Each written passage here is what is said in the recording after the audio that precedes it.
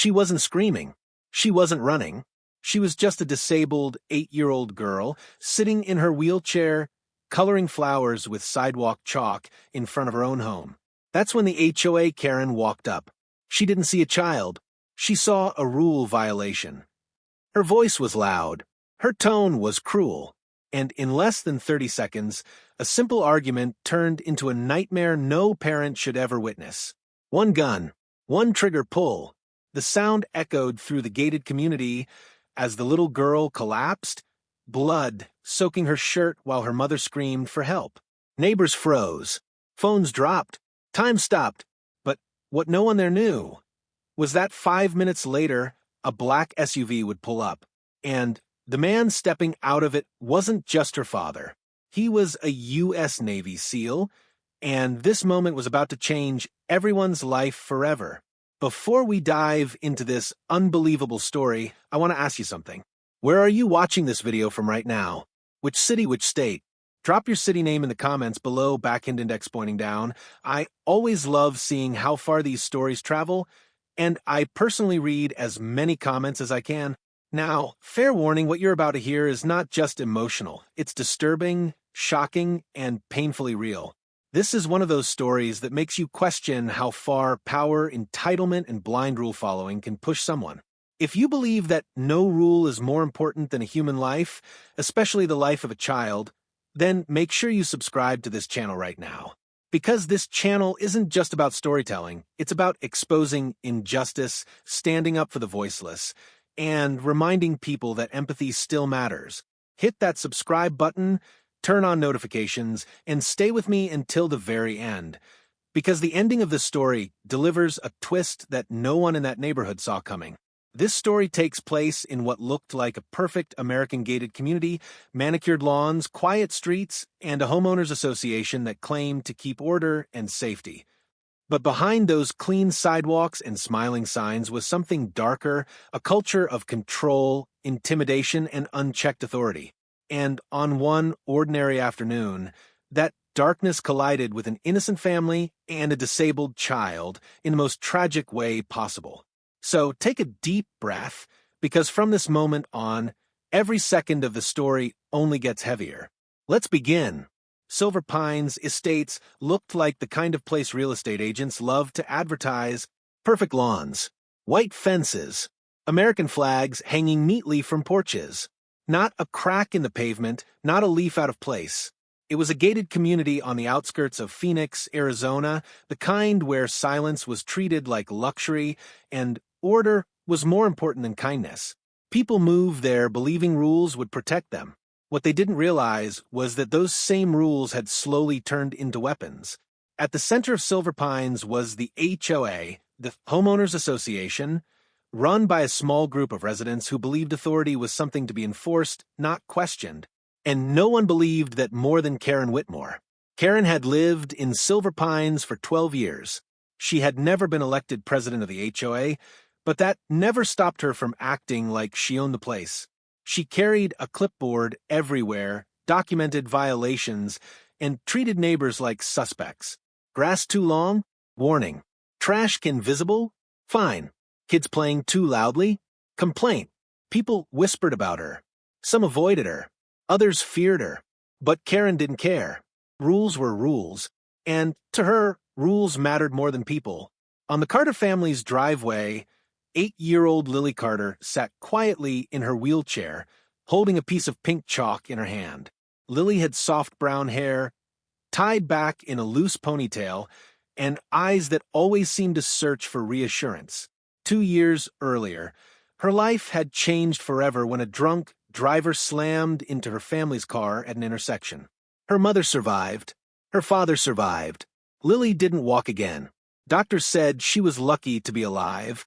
But luck didn't feel like luck when you were 8 years old and watched other kids run past you. That afternoon, Lily wasn't doing anything unusual. She wasn't blocking traffic. She wasn't yelling. She wasn't even on the street. She was drawing flowers. Carefully, slowly, petal by petal. Her wheelchair rested on the edge of the driveway, the same driveway her parents paid HOA fees for every single month. Inside the house, Her mother, Emily Carter, folded laundry while keeping the front door open, glancing out every few seconds. She always did that. Ever since the accident, she never let Lily out of her sight for long. It was peaceful. Too peaceful. Then the sound of sharp footsteps broke the silence. Karen Whitmore stopped at the edge of the driveway, arms crossed, lips tight, eyes narrowed at Lily like she was inspecting a crime scene. Lily looked up. "Hi," she said softly. Karen didn't respond. She scanned the driveway, the chalk drawings, the wheelchair tires touching the concrete. "This is a violation," Karen said. Lily blinked. I'm just drawing," she replied. Karen sighed loudly, as if inconvenienced by the conversation. "Wheelchairs are not permitted on shared driveway surfaces for recreational use," Karen snapped. "It's in the HOA guidelines." Lily didn't understand half the words. She just knew the woman sounded angry. "This is my house," Lily said, quietly. Karen scoffed. "Don't get smart with me. I've already warned your family before." That wasn't true, but Karen didn't need truth. She needed control. Emily heard the raised voice and rushed outside. "Is there a problem?" she asked, stepping between Karen and her daughter. Karen immediately turned her attention to Emily, eyes lighting up with the excitement of confrontation. "Yes, there is a problem," Karen said. "Your child is violating community rules again." Emily looked down at Lily, then back at Karen. "She's sitting in her wheelchair. On our driveway." Karen flipped her clipboard open dramatically. "Recreational activities must remain indoors or in designated areas," she read aloud. "This is not a playground." Emily felt her chest tighten. "My daughter is disabled," she said slowly. "This is how she plays." Karen shrugged. "Rules don't make exceptions." That sentence hung in the air. Emily tried to stay calm.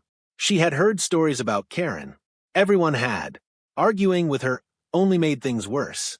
"We're not bothering anyone," Emily said. "If there's an issue, we can talk to the HOA board." Karen's eyes darkened.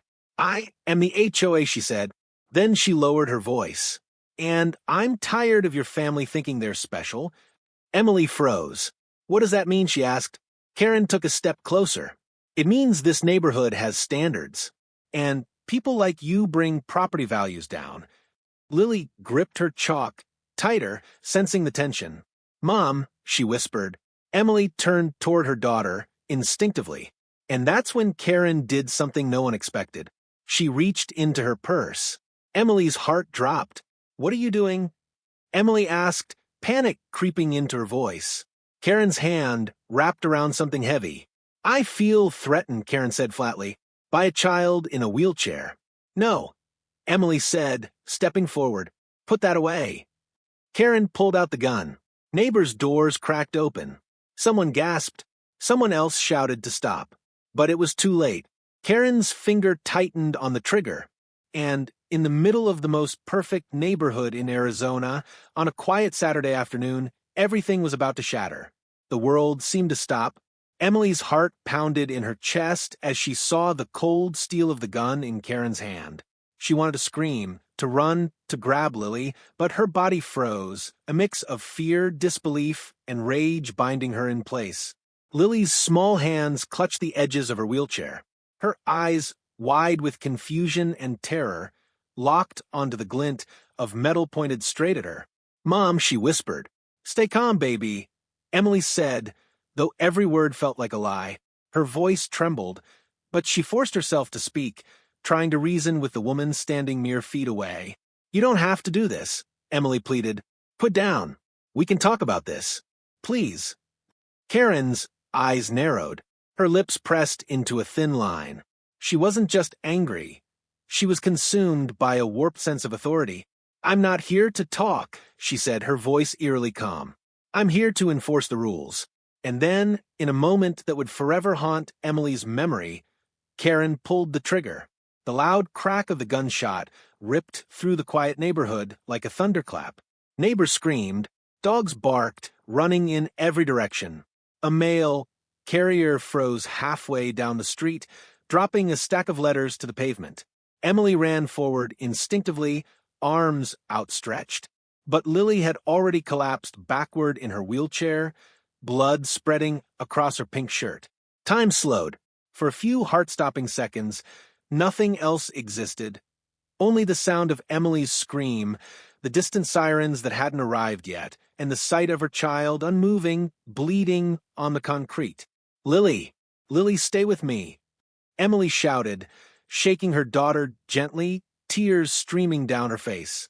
Karen stood frozen for a moment, the gun still trembling in her hand. Fear flickered in her eyes, but only briefly. It was quickly replaced by a strange, cold justification. I didn't mean to," she stammered, her voice cracking. Emily's voice rose above the chaos. "Call 911. Someone call 911. She shouted at the neighbors who were gathering, phones out, panic in their hands. A man from across the street sprinted to Emily's side. "I called.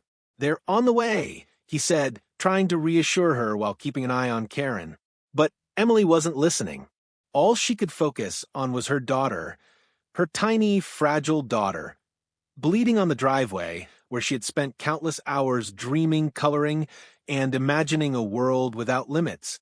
Lily groaned, a small, pained sound, but it was enough to make Emily's heart leap with a fragile hope.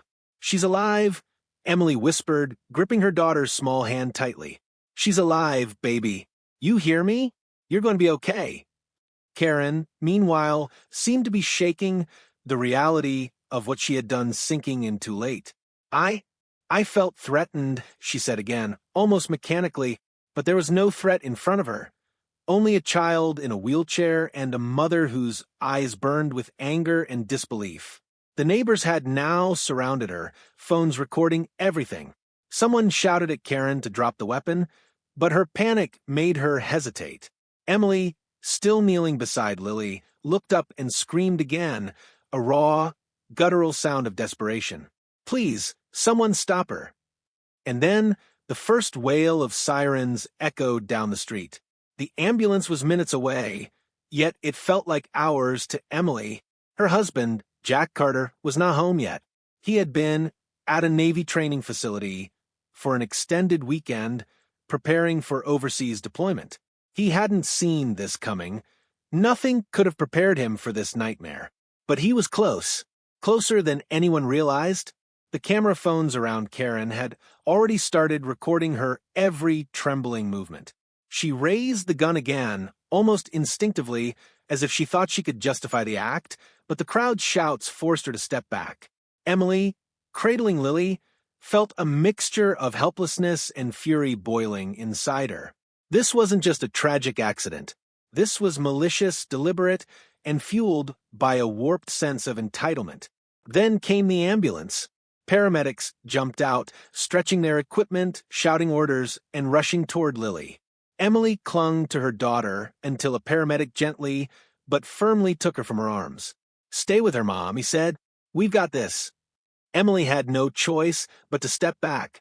Her hands shook violently, her knees weak. She watched as they worked to stabilize Lily, a flurry of professional movements against a backdrop of sirens and screaming neighbors. Karen, meanwhile, was finally restrained by two neighbors who had the courage to step in, holding the trembling woman until the police arrived. Emily screamed once more, not just from fear, but from rage. "You are going to pay for this," she shouted. Her voice cracked, echoing across the street. "You are going to pay for what you did to my baby." It was a sentence that would haunt Karen for the rest of her life, the first true recognition that her actions would not go unpunished. By the time the police arrived, the scene was chaos. People were crying, shouting, and recording every detail. The neighbors' videos would later serve as key evidence. And then Emily's phone buzzed with a message she wasn't ready for. "Jack Carter is 5 minutes away. Be ready."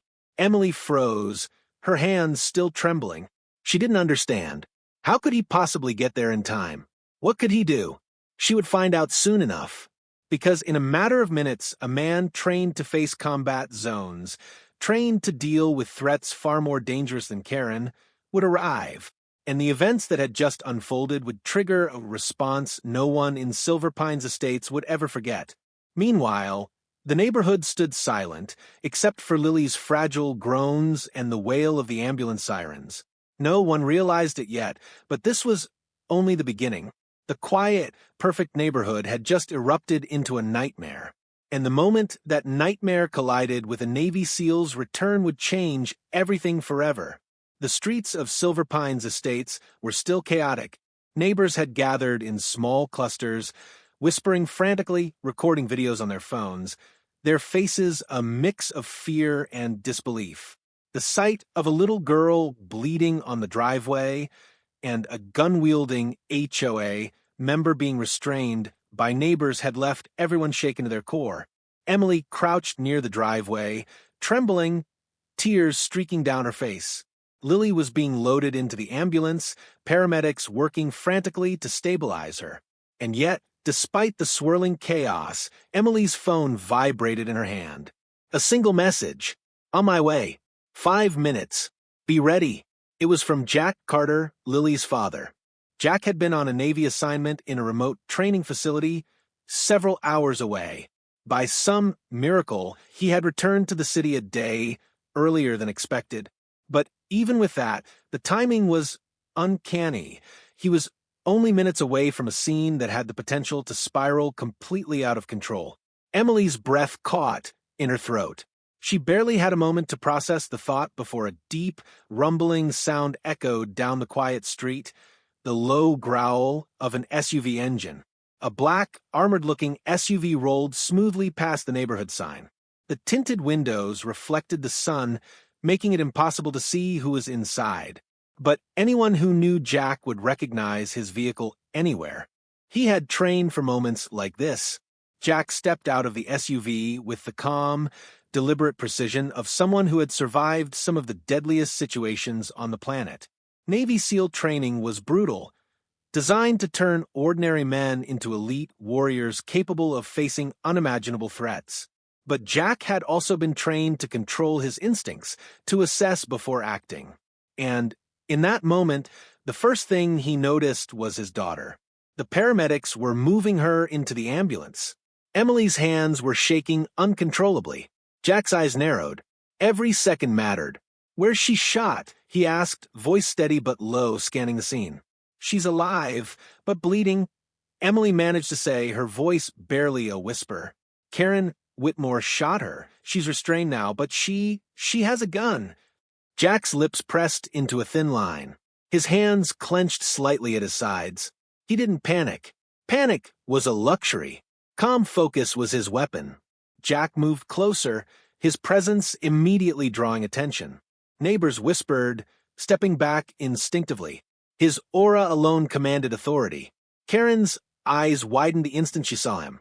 Something in her expression shifted from fear to defiance. She thought she had control, thought she could intimidate anyone. But Jack's reputation, his presence, changed the dynamic instantly. "Drop the weapon," Jack said calmly, his voice carrying over the crowd. It was not a shout, but it was unmistakably commanding. Karen laughed nervously. "You can't tell me what to do," she snapped, her voice shaking. Jack didn't flinch. He didn't raise his hand. He didn't need to. His mere posture radiated discipline, strength, and authority. Years of training in life-and-death situations had taught him one thing: control the threat without losing composure. "You're not here to enforce rules," he said slowly, deliberately. "You're here to harm a child." Karen faltered, the defiance in her eyes wavering for a split second. Jack stepped forward another half pace, enough to signal he was ready, but not threatening. "5 minutes ago," Jack continued, voice calm but unrelenting, "you decided to pull the trigger on my daughter. That was your choice. But your next choice could be the last one you make before the police decide for you." He didn't need to threaten physically. Karen could see it, his posture, his steady gaze, the muscles in his body coiled with trained precision. This was not a man to be underestimated. Neighbors' phones captured every second. The tension in the air was almost tangible. Some whispered, "Is that a Navy SEAL?" Others just stared, wide-eyed. Karen's hands began to shake. She looked at the gun in her hands, then at Jack, then at the gathered crowd. She had thought she was untouchable, that the law of the HOA protected her. But now she realized in stark clarity that she had crossed a line she could never come back from. Jack's eyes never left hers. Not once. "You're not leaving here with that gun," he said. His tone was ice-cold, measured. "You're going to surrender it, and you're going to answer for your actions." Emily's knees felt weak as she watched the confrontation. Her husband, the man who had survived combat zones, was facing Karen. And yet he wasn't acting recklessly. Every step, every word was calculated to ensure Lily's safety and minimize further chaos. Karen hesitated. Seconds felt like hours. Then Jack made a subtle shift, a movement so slight most people wouldn't notice, but enough to convey readiness. Every Navy SEAL knows the value of presence, of anticipation. She didn't know it, but her moment of hesitation had just saved lives. Finally, Karen dropped the gun. It clattered to the pavement, the sound echoing in the street. Neighbors exhaled in relief. Police officers who had just arrived quickly moved in and secured her. Jack didn't relax immediately. He scanned the scene, ensuring there were no other threats, no surprises. Then he turned to Emily. "She's stable," he said, voice softer now. "The paramedics are doing everything. She's strong like her mother." Emily exhaled, tears streaming freely. She didn't need words. She just clutched Jack's hand as they watched Lily being loaded into the ambulance.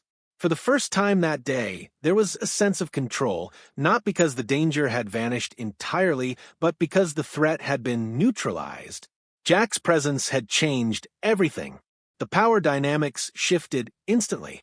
Karen, who had felt untouchable, was now completely exposed. The neighborhood, which had watched a nightmare unfold, now realized that sometimes the strongest kind of protection comes not from rules, but from people willing to act decisively to defend the innocent. Even as the ambulance doors closed, Emily whispered, "Thank you," barely able to articulate the depth of her gratitude. Jack looked at her, eyes filled with resolve and quiet fury. "This isn't over," he said, and Emily knew he meant it, because in Silver Pines Estates, the events of that day had left scars, not just physical but emotional. And while Lily would survive, the shadow of what had happened would linger until justice was fully served. But in that moment, the chaos had been stopped. The Navy SEAL had arrived, the threat was neutralized, and Emily's daughter was alive. And yet, as Jack looked toward Karen, he knew that the story was far from finished. What had started as an ordinary Saturday in a gated community had become a nightmare, one that would unfold in ways the neighborhood could never have imagined. The stage was set for consequences that no one would escape. The neighborhood had calmed, but the tension hung thick in the Arizona heat. Neighbors whispered in small groups, their faces pale, hands still trembling from the chaos of the afternoon.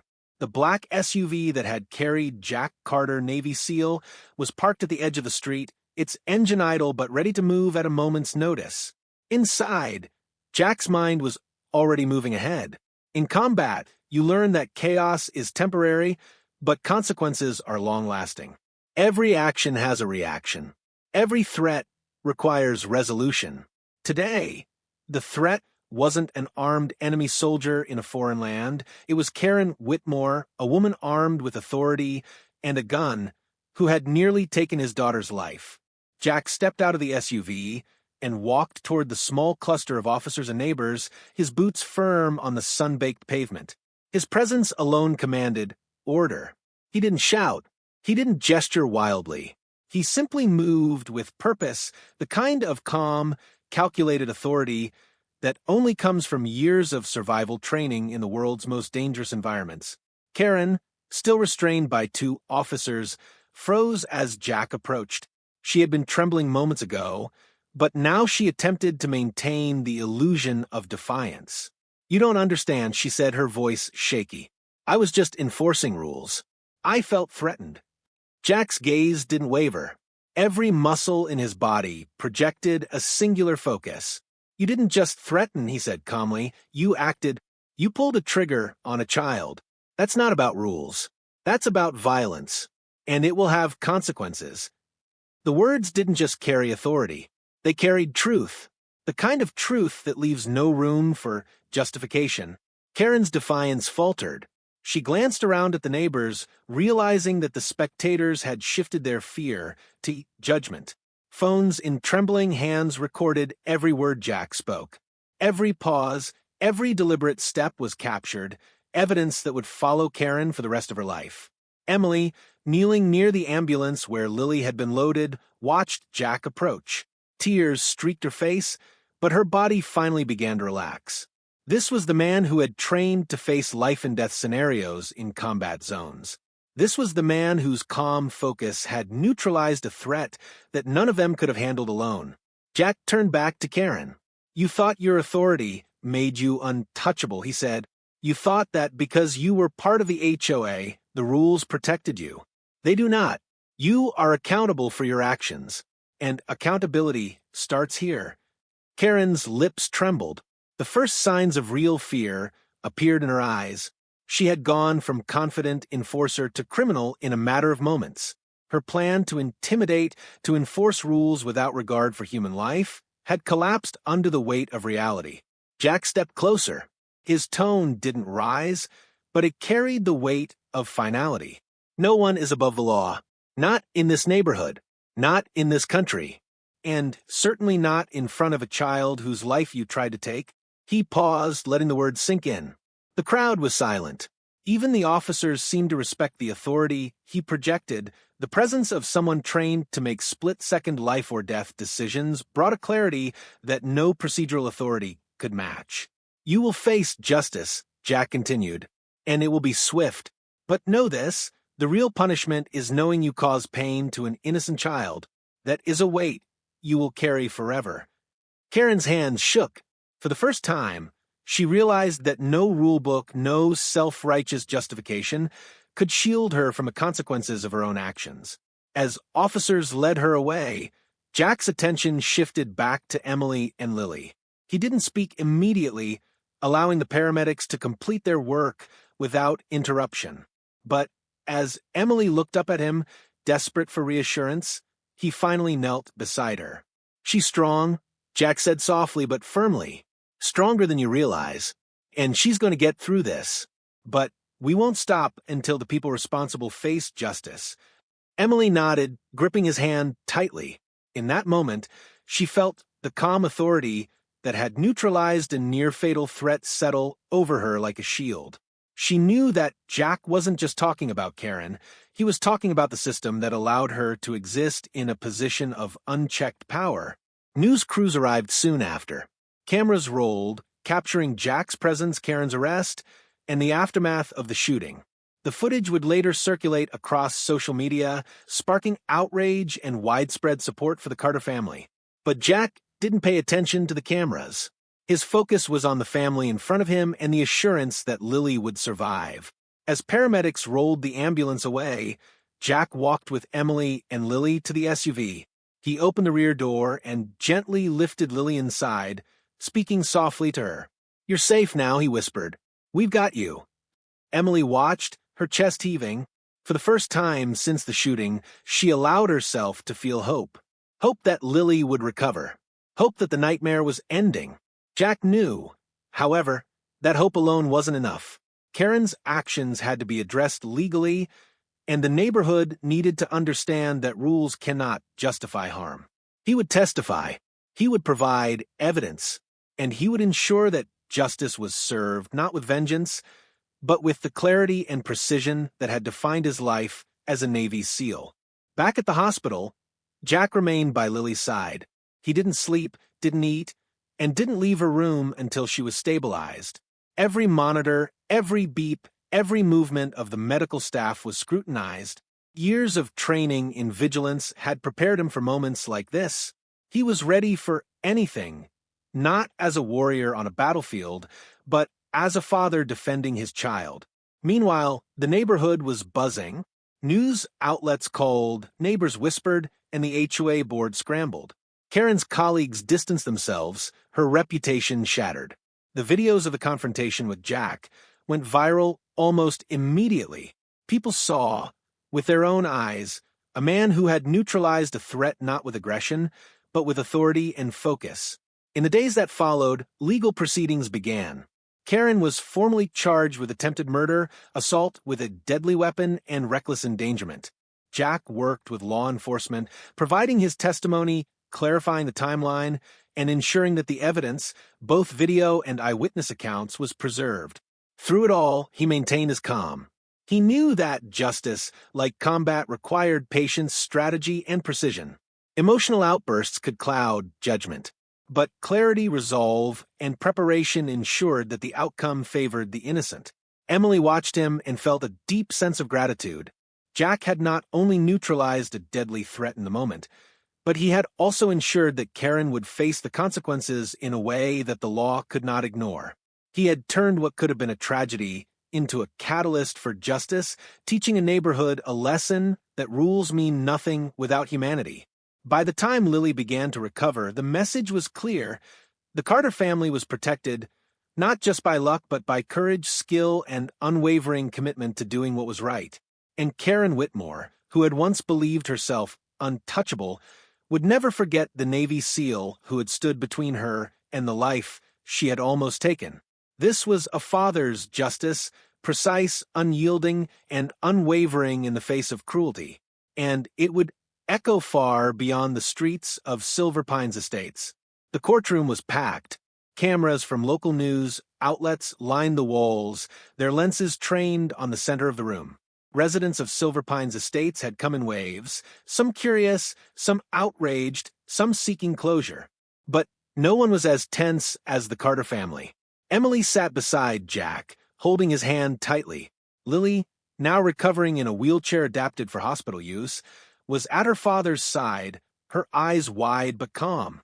She had survived a near-fatal shooting, but she was fragile, vulnerable, and at the center of a legal storm that would decide not only justice for her, but the message that Silver Pines Estates would carry for years to come.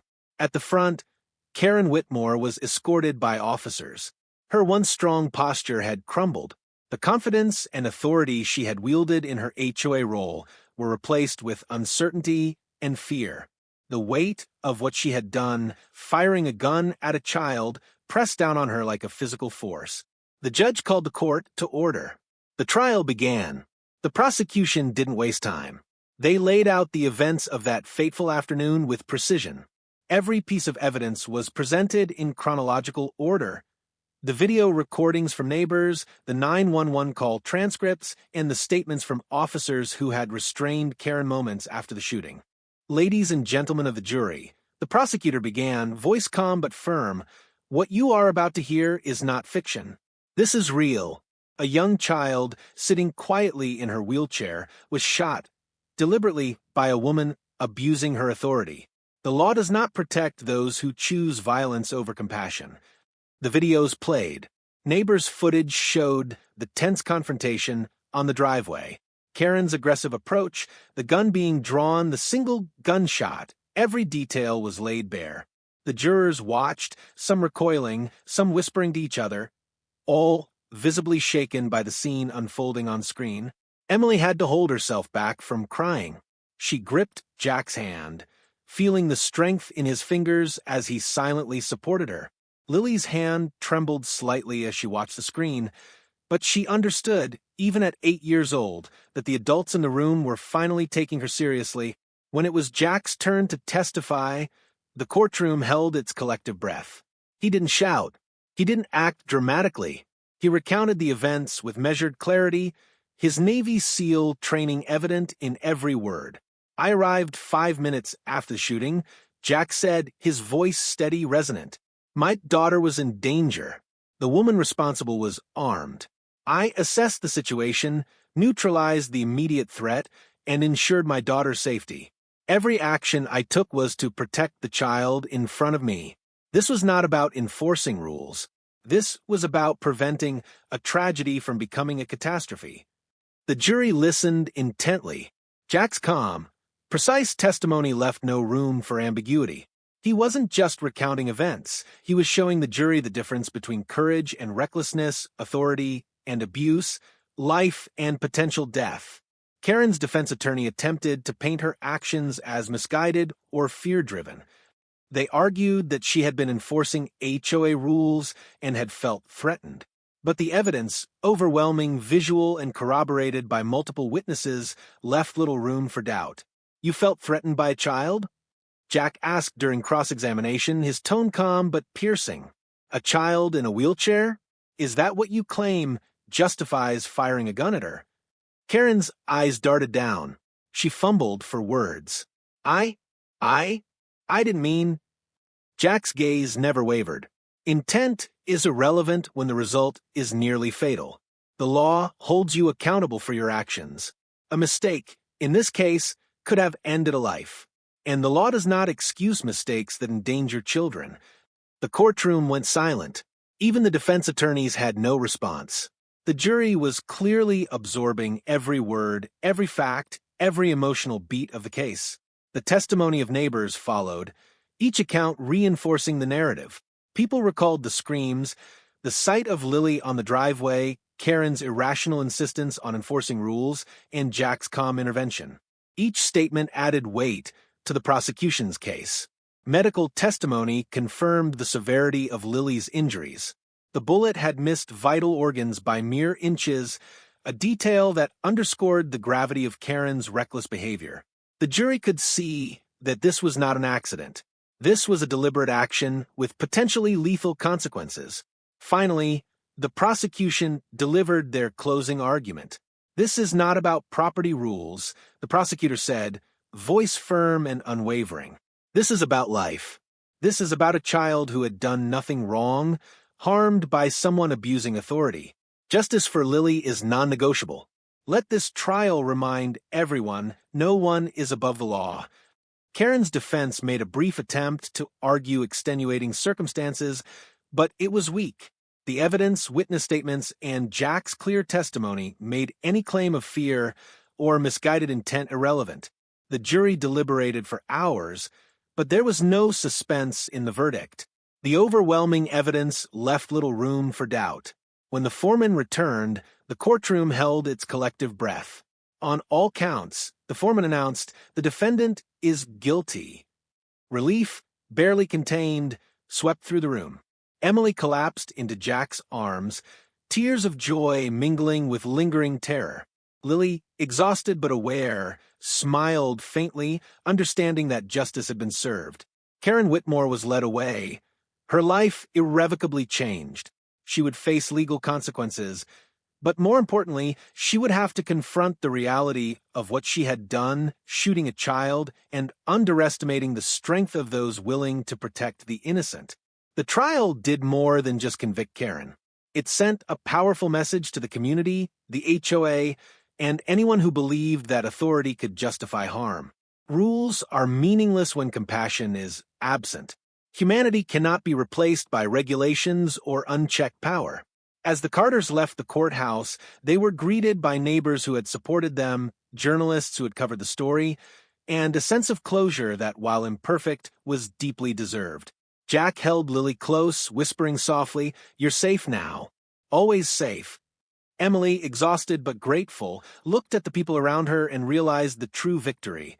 Accountability, justice, and a reminder that courage, calm, and love can overcome even the darkest acts of recklessness. For Lily, the physical scars would heal. For the Carters, the emotional scars would linger. But the world had seen what happened, and justice had been unmistakably served. Silver Pines Estates would never forget that day.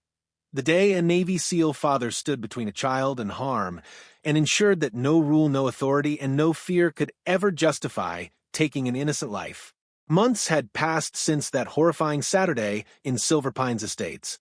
The neighborhood, once pristine and orderly in appearance, bore the invisible scars of fear, chaos, and trauma. Residents whispered about what had happened, the shooting, the Navy SEAL father, and the little girl who had survived against all odds. But something remarkable was also happening. The Carter story had sparked a quiet revolution in the gated community. People began questioning the rules that had once governed every aspect of their lives, rules enforced without compassion, rules that prioritized control over humanity. Emily and Jack had spent countless hours advocating for change. They met with the HOA, spoke to city council members, and pushed for reforms that emphasized empathy, inclusivity, and safety, especially for children and disabled residents. Silver Pines Estates had been built on appearances, But now it would be rebuilt on values. Lily, despite her injuries, returned home. The wheelchair she had always used became a symbol of resilience rather than limitation. She began attending school again, drawing and coloring with renewed confidence. Neighbors, once distant or fearful, now approached the family to offer support and apologies for their silence during the tragedy. Jack and Emily knew that their victory wasn't just personal, it was systemic. Karen Whitmore was serving her sentence, facing not only legal consequences, but also the weight of her actions, a reminder to everyone that rules cannot justify harm. Justice had been served, and it had been public, undeniable, and swift. The Carters had also started a community initiative, Rules with Heart, aimed at educating HOA boards and residents about compassion, accessibility, and responsible authority. They traveled across Arizona, sharing their story, emphasizing that no rule or regulation should ever outweigh human life. Meanwhile, the neighborhood itself began to change. The HOA board resigned and was replaced with a group of residents committed to fairness, compassion, and inclusivity. Sidewalks were widened for accessibility. Play areas were expanded. New rules focused not on control, but on community well-being. Signs that once read "rules must be followed" were replaced with "community first, compassion always." Lily, now a little older, became the face of resilience. She visited schools, telling her story to children and adults alike, teaching them about courage, empathy, and standing up for what is right. Her artwork, once just a pastime, became a symbol of hope, often displayed in public spaces and community centers. Emily, too, found her voice in activism. She spoke at city council meetings, worked with organizations supporting families of disabled children, and helped ensure that no other family would face a tragedy like theirs without support. Jack returned to his Navy duties, but he remained deeply connected to the family and the neighborhood. He continued to train, prepare, and protect, not just in battlefields overseas, but at home, ensuring that those who sought to harm the innocent would face consequences. His actions had shown the world that true courage isn't about violence. It's about protection, presence, and unwavering moral clarity. The Carter story became more than a tale of tragedy and survival. It became a blueprint for change. Silver Pines Estates, once a community defined by rigid rules and fear, transformed into a place where residents cared for one another, advocated for the vulnerable, and remembered that humanity always comes first. And for Lily, the ending was simple but profound. She returned to her driveway, chalk in hand, drawing flowers once again, this time without fear, without judgment, and with the knowledge that she was safe, loved, and protected.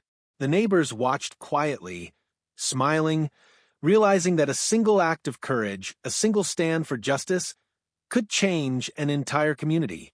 In the end, the story of Silver Pines Estates was no longer about rules, guns, or fear. It was about resilience, courage, and the power of one family to transform a neighborhood.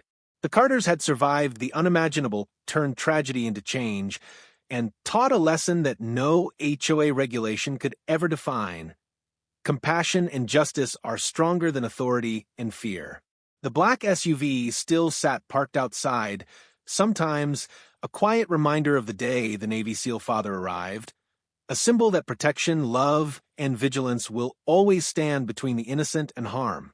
And as Lily-colored, drew, and laughed again, the neighborhood finally understood the truth. Heroes don't always wear uniforms overseas. Sometimes they return home, quietly ensuring the safety of the ones they love. Silver Pines Estates had been scarred, but it had also been redeemed. And the community, once blinded by rules, had finally seen what really matters: life, love, and humanity. The end was not just survival, it was transformation. And for the Carters, it was a victory that no one, not even Karen Whitmore, could ever take away. If the story moved you, shocked you, or reminded you how fragile life can be, don't let it end here. Backhand index pointing right, like this video to honor Lily's courage and every parent fighting to protect their child. Backhand index pointing right, subscribe to the channel. We share real stories that expose injustice, inspire courage, and show the power of standing up for what's right.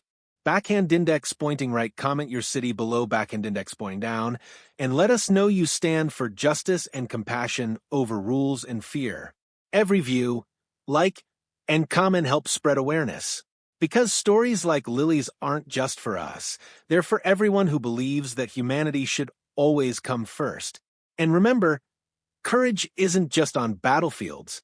Sometimes it's in your driveway, standing up for those who cannot defend themselves. Share this story. Someone out there needs to see it, feel it, and be reminded that justice can triumph, even in the darkest moments.